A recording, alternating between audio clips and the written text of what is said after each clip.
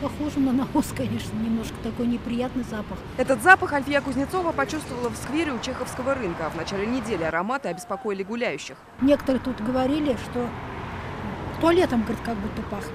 А это уже сквер в Московском районе. Казалось бы, другая сторона Казанки, а проблема та же. Чувствуете какой-то здесь запах специфичный? Да, немножко есть запах навоза. Но откуда взяться навозу на городских улицах? Казанцы теряются в догадках. Здесь каждый день катают пони, детей, и хозяева пони за собой не убирают. Только нет в городе столько пони, чтобы...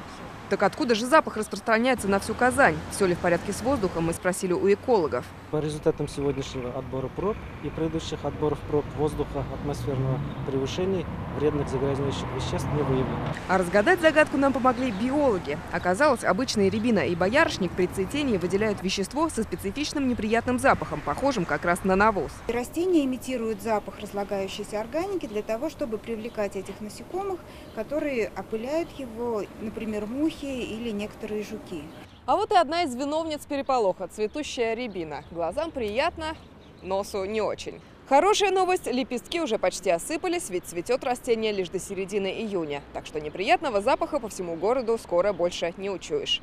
Лина Зинатульна, Амир Залюшев, ТНВ Казань.